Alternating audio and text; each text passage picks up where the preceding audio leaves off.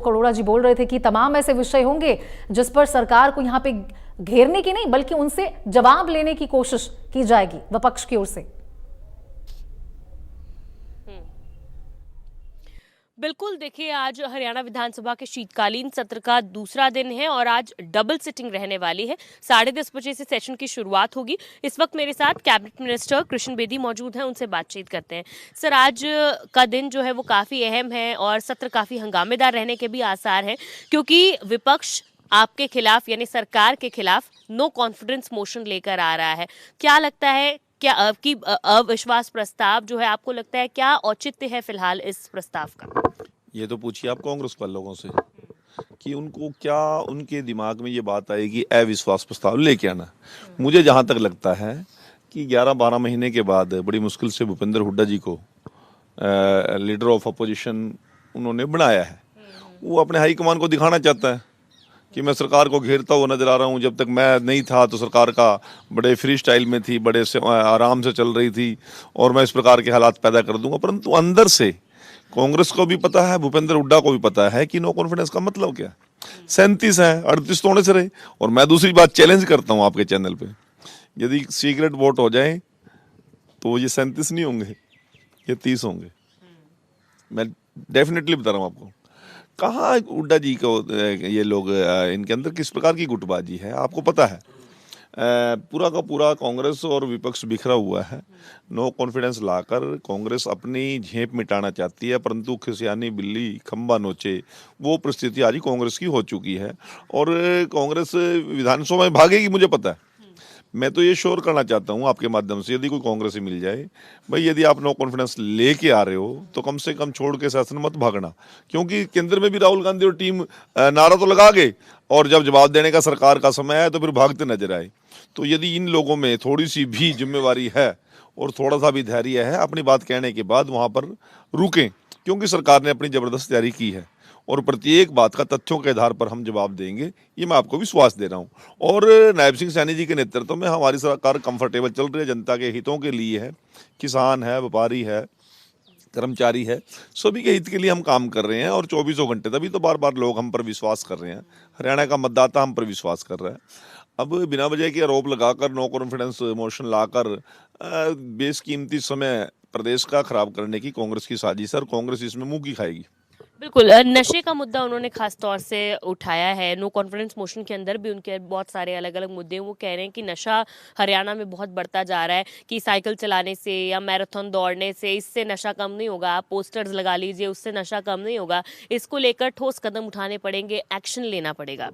बिल्कुल, विपक्ष का एक जिम्मेवार भूमिका अदा करना विपक्ष की जिम्मेवारी बनती है। सरकार जिन मुद्दों पर कहीं उनको लगता है कि हमारे इस प्रकार के बात रखने से, विधानसभा में सत्र में बात रखने से, या उनको सरकार को मीडिया में जाकर बताने से सरकार एक्टिव होगी, सरकार मजबूती से काम करेगी, तो करना चाहिए, सुझाव देने चाहिए। अब साइक्लोथॉन का मतलब ये थोड़ी था कि साइकिल में जाएंगे तो नशा बंद हो जाएगा। नई पीढ़ी को अवेयर भी तो करना है, पोस्टरबाजी से लोगों को अवेयर भी तो करना है। अब आपने सिगरेट के पैकेट पे लिखा है नो स्मोकिंग, ये स्वास्थ्य के लिए हानिकारक है, वो भी सचेत करना भी तो एक जिम्मेवारी बनती है सरकार की। नए लोग उसी गिरफ्त में ना आए, हमारा प्रशासन चुस्त दुरुस्त रहे, हमारा पुलिस डिपार्टमेंट चुस्त होकर काम करे, मुख्यमंत्री जी स्वयं जो सड़कों पे निकले, तो प्रशासन की भी और जो इस प्रकार का काम करने वाले हैं उनको भी भगदड़ मची है। तो एक काम के साथ सारे काम हो जाएंगे, ये सभी काम एक काम पर आकर हो जाएंगे। ऐसा हमने नहीं कहा कि हम साइक्लोथॉन करा रहे हैं तो उसका मतलब उसके बाद नशा खत्म हो जाएगा, ये एक पार्ट है। परंतु कांग्रेस ने को हमेशा छींटाकसी करने की आदत है, और जिस प्रकार की गंभीरता के साथ नायब सिंह सैनी जी की सरकार ने और पिछले टाइम में मनोहर जी की सरकार ने हरियाणा में नशे के ऊपर लगाम लगाने का काम किया, बहुत ज़बरदस्त तरीके से काम किया। हमारी सरकार से आने से पहले तो पुलिस को अधिकार भी था नशे के व्यापारियों को पकड़ने का। अब हमने सलाखों के पीछे लोगों को भेजने की शुरुआत की है, और जो लोग आदी हैं उनका ट्रीटमेंट करके उनको समाज की मुख्य धारा में जोड़ने की भी हमने शुरुआत की है। बहुत डिटेल में हमारी सरकार काम कर रही है, और कोई अच्छा सुझाव कांग्रेस देगी तो उसको ऑन करेंगे, इसमें क्या दिक्कत है। सर, कल कांग्रेस ने वॉकआउट भी किया जब विधायक अशोक अरोड़ा का जो मामला है, जब वो प्रिविलेज कमेटी का समय जो है वो रिपोर्ट के लिए बढ़ा दिया गया। वो ये कह रहे हैं कि सरकार किसी ना किसी दबाव में है, एक्शन नहीं करना चाहती। अगर नहीं करना चाहती है तो साफ साफ बता दे, हर सेशन टू सेशन जो है वो कमेटी के रिपोर्ट का समय बढ़ाया। सर ने बड़ा खुले शब्दों में कहा, वो प्रिविलेज कमेटी का मैटर है, वो कमेटी जो रिपोर्ट देगी हम उस अनुसार काम करेंगे। सरकार का उसमें कोई लेना देना है ही नहीं, और सरकार यदि कोई प्रिविलेज कमेटी की तरफ से एक्शन आएगा तो जिसपे कि खिलाफ भी आएगा, करेंगे, डट के करेंगे। हमें कोई डरने की और झुकने की जरूरत नहीं है। हर विषय में सरकार जो जनहित में होगा और लोगों के हित में होगा, विधायक के हित में होगा, उसको करेंगे। कल हमने देखा एक थोड़ी तीखी बहस जो है वो विधायक गोकुल सेतिया और मंत्री रणबीर गंगवा के बीच देखने को मिली। सदन में अक्सर इस तरह कई बार नेताजी के जो बोल हैं वो बिगड़ जाते हैं। मर्यादित भाषा का इस्तेमाल हो उसको लेकर, क्योंकि आप भी काफी सीनियर है, बहुत सेशन आपने किए। शुरुआत किसने की? गोकुल जी को इतने सीनियर मंत्री हैं, रणबीर गंगवा जी चेयरमैन रहे हैं जिला परिषद की, राज्यसभा के माननीय सांसद रहे हैं, और 3 बार से इस सदन में विधायक हैं। और गोकुल जी भी राजनीतिक परिवार से आता है। गोकुल जी की जिस प्रकार की हरकतें हैं वो एक प्रोटोकॉल, एक विधायक के सत्र को कम करने वाली बातें थी। वो इतना बड़ा विषय था भी नहीं, उनको कुछ और शब्दों में भी कहा जा सकता था। और हमारे रणबीर गंगवा जी तो बड़े सौम्य और बड़े सामान्य डाउन टू अर्थ हमारे नेता हैं, और उनकी एज के हिसाब से गोकुल को इस प्रकार के शब्दों का जो उन्होंने इस्तेमाल किया वो निंदनीय है। परंतु दुख की बात तो ये है कि जब उनका नेता प्रतिपक्ष भूपेंद्र हुड्डा जी उस समय सदन में नहीं थे, वो बाहर से आने के बाद उन्होंने गोकुल को अपने पास बुलाया, उसको समझाया।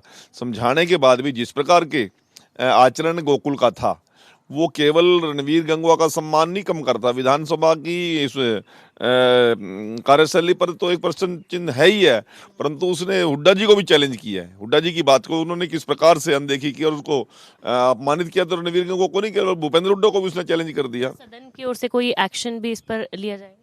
देखिए, कल हम लोगों ने मीटिंग की है और अभी करेंगे बात, हम मुख्यमंत्री से मिलेंगे, करेंगे बात। जी, ठीक है। बहुत शुक्रिया बातचीत करने के लिए। तो कैबिनेट मिनिस्टर कृष्ण बेदी बातचीत कर रहे थे और उन्होंने कहा है कि आज जो नो कॉन्फिडेंस मोशन लेकर आया जाना है, इसको लेकर सरकार ने भी बहुत तैयारी जो है वो कर रखी है। अपनी स्ट्रैटेजी अगर विपक्ष ने बनाई है तो सरकार ने भी विपक्ष के हर सवाल का जवाब देने के लिए अपनी तैयारी की है। और नो कॉन्फिडेंस मोशन को लेकर विपक्ष से ये भी कहा है कि अगर आप मोशन लेकर आए हैं तो सदन में रहकर उसको सुने भी, वॉकआउट ना करें। जी।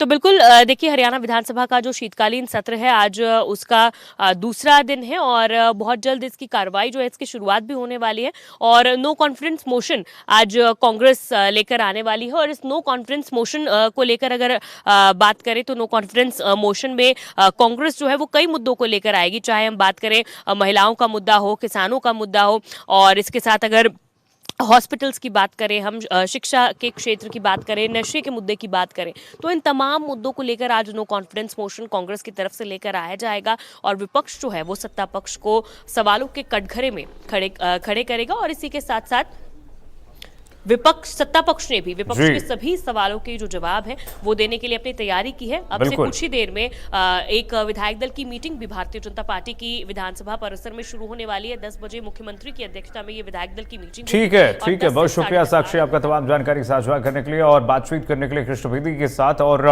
देखिए 10:30 बजे सदन की कार्रवाई शुरू होगी और